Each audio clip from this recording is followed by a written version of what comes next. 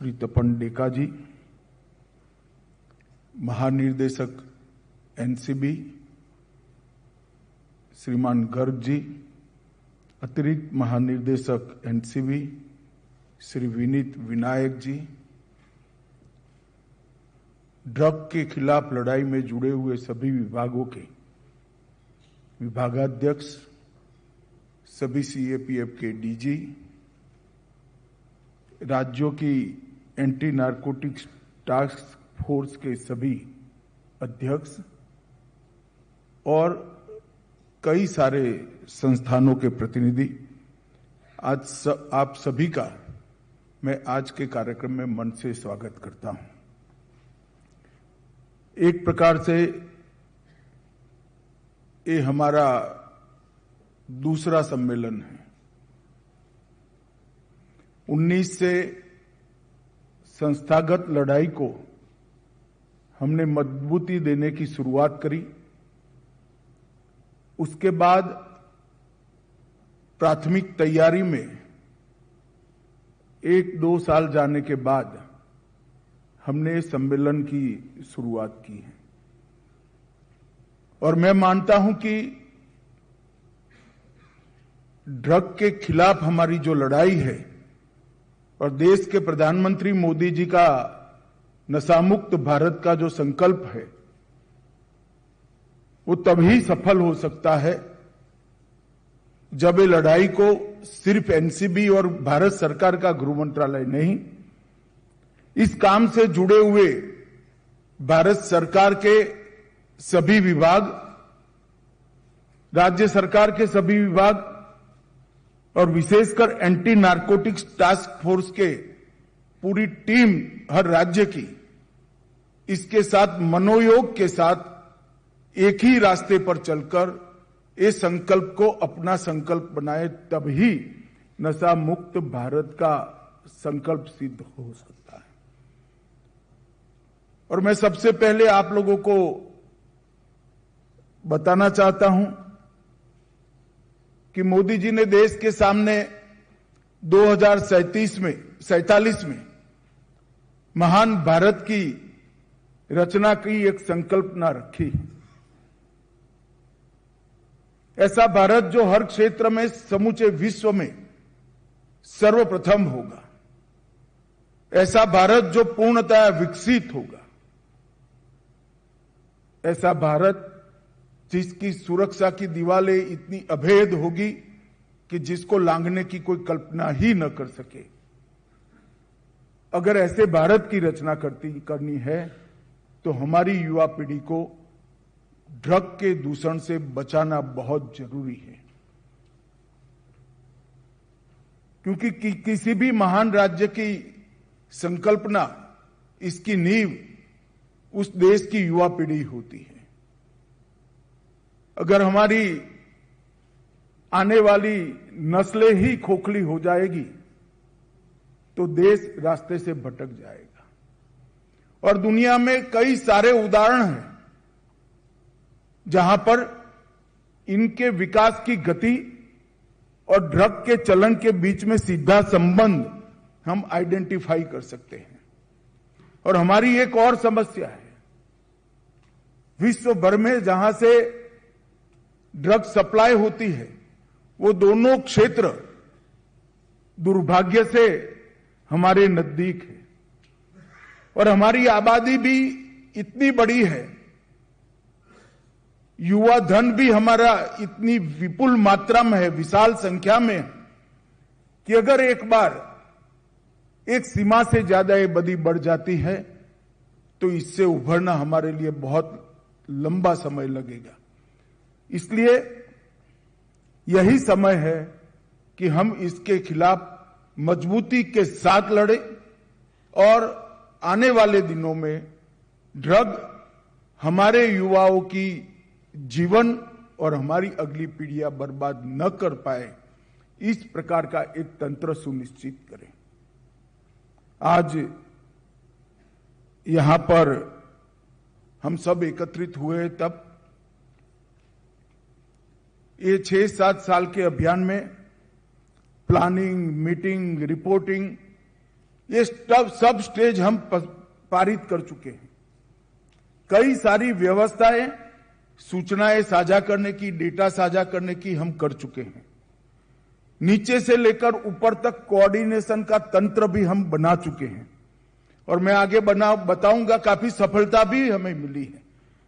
मगर अब समय आ गया है एक्शन और एग्जीक्यूशन दोनों में लेवल बदलने का, स्केल बदलने का। अब हमारी लड़ाई ड्रग का खुदरा व्यापार करने वालों को पकड़कर ड्रग के व्यापार को कम करने की जगह 3 प्रकार की कार्टेल, एक तो देश के सभी एंट्री पॉइंट पर जो कार्टेल ऑपरेट करती है वो, दूसरा एंट्री पॉइंट से राज्य तक वितरण की कार्टेल है वो, और तीसरा राज्यों में जो पान की दुकान तक या नुक्कड़ पर पुड़िया बनकर बेचने तक की एक कार्टेल है वो। ये तीनों प्रकार की कार्टेल पर कठोर आघात करने का समय आ गया है और मैं मानता हूं वो तभी हो सकता है जब इस सभागार में बैठे हुए लोग, सभागार में बैठे हुए सभी प्रतिभागी ये तय करें कि लड़ाई हमारी लड़ाई है।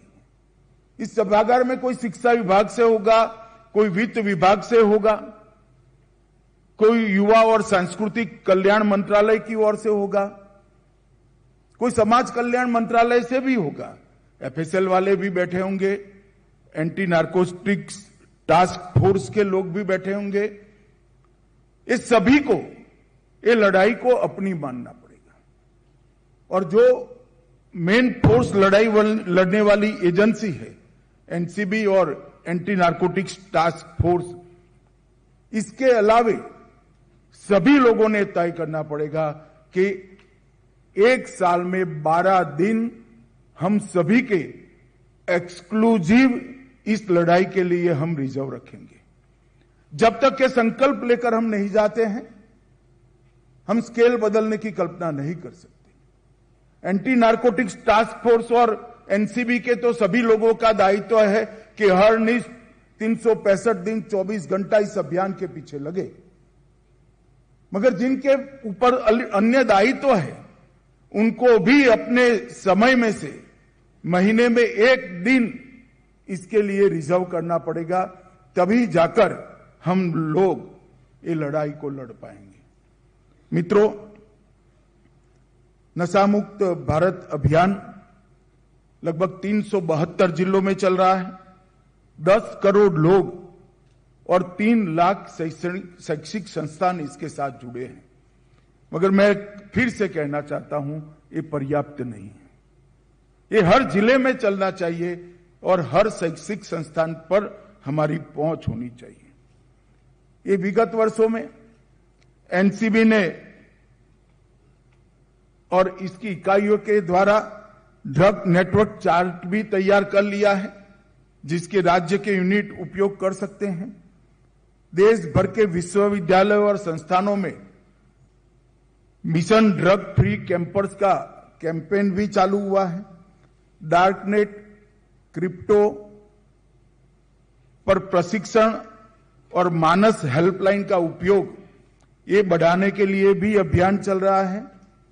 एनआईए ने एनडीपीएस एक्ट के तहत 18 मामले पसंद कर इस पर 360 डिग्री इन्वेस्टिगेशन भी शुरू किया है। एनसीबी ने 35 से ज्यादा केस राज्यों से प्राप्त कर इसका भी 360 डिग्री इन्वेस्टिगेशन किया है और 5 प्रशिक्षण कार्यक्रमों में हमने हजारों लोगों को प्रशिक्षित भी किया है। मैं ये सब आपको इसलिए बताता हूं कि सिर्फ नशे का व्यापार करने वाले को पकड़ने के अलावे कई सारे मोर्चे पर हमारी लड़ाई चालू है, परंतु ये लड़ाई का स्केल हमें बदलना चाहिए, ये मैं बार बार बताना चाहता हूं। ये 2 दिन के सम्मेलन में लगभग 8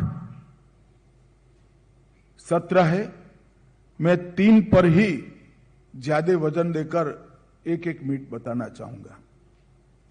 नशा मुक्त भारत के अभियान में एएनटीएफ और एनकोड की निर्णायक भूमिका। जब तक ये अभियान के लिए हर जिला संवेदनशील नहीं होता है, हर जिले की पुलिस संवेदनशील नहीं होती है, हर जिले का शिक्षा अधिकारी संवेदनशील नहीं होता है, ये अभियान सफल नहीं हो सकता। जिले के धार्मिक नेताओं को भी इस अभियान के साथ जोड़ना पड़ेगा, सभी युवा संगठनों को भी जोड़ना पड़ेगा। तो एनकोड की जिला स्तर की मीटिंगों में संख्या जरूर बढ़ोतरी दर्ज हुई है लगातार फॉलोअप के बाद, परंतु आज भी 272 जिले ऐसे हैं जहां पर एक भी मीटिंग नहीं हुई। मैं सभी एएनटीएफ के प्रमुखों को कहना चाहूंगा, अपने अपने राज्य में सीधा पत्र लिखकर कलेक्टर को एनकोड की जिला की मीटिंग करने के लिए प्रेरित करिए और चीफ सेक्रेटरी से भी बात कर उनको प्रेरित करिए कि इसका वो फॉलोअप करें। दूसरा, भगोड़ों का निर्वासन और प्रत्यार्पण, ये दोनों चीजें बहुत जरूरी हैं। अब समय आ गया है देश भर के लोगों ने विदेश में बैठकर यहां ड्रग का व्यापार का काम करने वाले लोगों को हमारी कानून की नेट में लाने का। सीबीआई ने इसके लिए बहुत अच्छा काम किया है। मेरा सभी एएनटीएफ के अध्यक्षों को आग्रह है कि आप सीबीआई डायरेक्टर का संपर्क कर प्रत्यार्पण के लिए एक सुनिश्चित व्यवस्था आपके यहां खड़ी करिए, जो न केवल ड्रग, टेररिज्म से लेकर गैंगों से लेकर सभी चीजों के लिए काम में आएगी, परंतु ये बेहद जरूरी है। और जिस तरह से प्रत्यार्पण जरूरी है, इसी प्रकार से प्रैक्टिकल अप्रोच से निर्वासन भी जरूरी है। यहां पर जिनको आपने जेल में बंद कर रखा है, वो कुछ न कुछ तरीके से यहीं से व्यापार को बढ़ावा दे रहे हैं। कुछ गाइडेंस गृह मंत्रालय ने दिए हैं, एक लिबरल अप्रोच लेकर, लिबरल अप्रोच उनके प्रति नहीं लेना है, लिबरल अप्रोच प्रक्रिया के प्रति लेकर उनको डिपोर्ट करने की व्यवस्था के लिए रास्ता सुनिश्चित करना चाहिए। इसकी भी एसओपी गृह विभाग जारी करने जा रहा है। आपने ग्राफिक्स देखे होंगे, सिंथेटिक ड्रग्स और लैब्स ये आने वाले दिनों में बढ़ेंगे। जैसे ही थोड़ी नकेल कसेंगे, इसका चलन बढ़ने वाला है। हर राज्य के एएनटीएफ के प्रमुख ने पैनी नजर से अपने राज्य में जो इस प्रकार की लैब है या सिंथेटिक ड्रग्स राज्य से बनकर राज्य में अथवा राज्यों के बाहर जा रहे हैं, इसको आइडेंटिफाई कर नष्ट करने की कार्यवाही करनी चाहिए। विगत एक साल में बहुत अच्छा काम हुआ है इस क्षेत्र में, मगर लैब बने ही नहीं। इस दिशा तक हमें जाना पड़ेगा, तभी जाकर नशा करने वाला व्यक्ति मेडिकल मतलब आरोग्य विभाग की शरण में जाएगा। इसको किसी भी फॉर्म में अगर ड्रग मिलेगा तो नशा मुक्ति की ओर नहीं जाएगा। ड्रग की अवेलेबिलिटी समाप्त होगी तो ही वो मेडिकल सहायता के लिए आगे आएगा और परिवार भी कंपल्सन के साथ उनको वहां छोड़ाएगा। तो हमने ये स्थिति लाने के लिए सिंथेटिक ड्रग्स और लैब को हमने समाप्त करने की दिशा में एक बड़ा अभियान करना है। मित्रों, आज 11 जगहों पर देश भर में लगभग 1,37,917 किलो मादक पदार्थ, जिसका मूल्य लगभग 4800 करोड़ रुपया है, उसको नष्ट करने का कार्यक्रम करा है। ये कार्यक्रम यहां आप सबके सामने इसलिए करा है कि प्रति 3 माह आपके राज्य में सीज की गई ड्रग, इसको नष्ट करने की परंपरा साइंटिफिक तरीके से बना लेनी चाहिए। क्योंकि पुलिस के कब्जे में पड़ी हुई ड्रग वो भी हमारे लिए खतरे से खाली नहीं है। वो अनेक प्रकार के दूषण हमारी सिस्टम में जनरेट करती है। हर 3 माह में इसको जलाने की, नष्ट करने की परंपरा हमने डालनी चाहिए।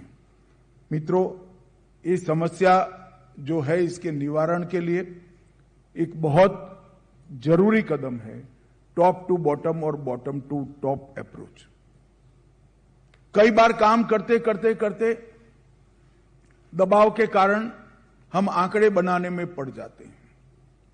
आंकड़े बनाना हमारा ध्येय नहीं है, आंकड़े बने ही नहीं ऐसा भारत बनाना हमारा ध्येय है। और वो तभी हो सकता है कि टॉप टू बॉटम और बॉटम टू टॉप अप्रोच को हम करें।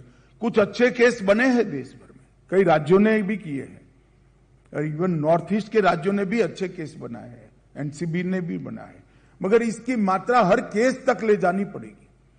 जब एंटी नार्कोटिक्स टास्क फोर्स के हेड रिव्यू करे तब एक पुड़िया भी अगर मिलती है तो पुड़िया से देश में कहां से वो ड्रग एंटर हुई वहां तक की जांच, और देश की बंदरगाह पर अगर ड्रग सीज होती है, समंदर में सील होती है, तो वो कहां तक जाना था उसकी जांच। अगर हम ऐसे केस करने की आदत डालेंगे, हमारी एंटी नार्को टास्क फोर्स को हम ट्रेन करेंगे, तभी जाकर हम इस पूरी समस्या पर हम कंट्रोल ले पाएंगे। मित्रों, कॉमन स्ट्रक्चर और ऑपरेशनल यूनिफॉर्मिटी बहुत जरूरी है। बेस्ट प्रैक्टिसेस का एक्सचेंज और इसको खुले मन से स्वीकार करना, इसके आधार पर अपने राज्य की स्थिति के अनुकूल एक राज्य की एसओपी बने और राष्ट्रीय जो एसओपी बनी है वो राज्यों की एसओपी का हिस्सा हो। इस प्रकार का अगर हम तंत्र तैयार नहीं करते हैं तो हम बहुत पिछड़ जाएंगे लड़ाई में। और इसके लिए स्टेट को असिस्ट करने के लिए एनसीबी ने कई प्रकार की ऑनलाइन डेटा आप लोगों के साथ साझा किया है। मेरा आग्रह है कि इसका उपयोग होना चाहिए। और मैं आज फिर से आप लोगों को आग्रह करना चाहता हूं कि कम से कम हर नारकोटिक्स के बड़े केस में हम नेट ग्रिड का संपर्क कर पूरे वो जो गुनहगार है इसका नेटवर्क, हर प्रकार का नेटवर्क हम ढूंढने की कवायद करें। इससे हमारे केस को न केवल पुख्ती मिलेगी, मजबूत होगा, मगर हम नेटवर्क ध्वस्त करने में भी सफल होंगे। मित्रों, हम स्टेट को असिस्ट करने में कोई कसर नहीं छोड़ेंगे। मेरा सभी एएनटीएफ के प्रमुखों से आग्रह है, एक चेकलिस्ट भी बनाया जाए, anti narcotics action checklist. Checklist दो प्रकार का होगा कि केस का इन्वेस्टिगेशन किस प्रकार से किया है इसका चेकलिस्ट होगा, और केस आइडेंटिफाई करने के लिए जिला पुलिस ने कितने प्रयत्न किए हैं इसकी भी चेकलिस्ट बनानी चाहिए। और अगर ये चेकलिस्ट का रिव्यू आप क्वार्टरली करते हैं तो अपने आप नीचे तक हमारी ये लड़ाई पहुंच जाएगी। आज फाइनेंशियल ट्रेल, हवाला लिंक, क्रिप्टो लेन देन और साइबर चैट्स, इस सब के लिए हर राज्यों में एक विशेष टीम, एक दस्ता बनाएंगे, तभी जाकर हम इस लड़ाई के सामने पुख्ता तरीके से लड़ पाएंगे। हर राज्य में हो सके तो अन्य कामों के साथ साथ इसको भी प्रायोरिटी देकर आईटी विंग की स्थापना हो और नारकोटिक्स फोकस्ड फॉरेंसिक लैब का एक यूनिट भी हर राज्य में तैयार। क्योंकि जब विश्लेषण करते हैं तो ढेर सारे केसों में जमानत इसलिए हो जाती है कि ये ड्रग थी या नहीं थी इसका रिपोर्ट ही कई महीनों तक नहीं आता है, तो कोर्ट फिर जमानत दे देती है और हमारे अधिवक्ता लाचार हो जाते हैं। तुरंत इसका लेबोरेटरी टेस्टिंग हो, सर्टिफिकेट ऑनलाइन चला जाए, इसके लिए हर स्टेट एफएसएल में एक छोटी टुकड़ी, एक छोटा यूनिट बनाने के लिए एएनटीएफ के सभी प्रमुखों ने अपने अपने यहां इनिशिएटिव लेना चाहिए और हर राज्य का एक अकाउंटेबिलिटी फ्रेमवर्क भी एक प्रकार से बनाना चाहिए। इसको फॉर्मल करना नहीं करना है तो मत करिए, मगर कम से कम जिम्मेदारी का सबको एहसास हो, इस प्रकार का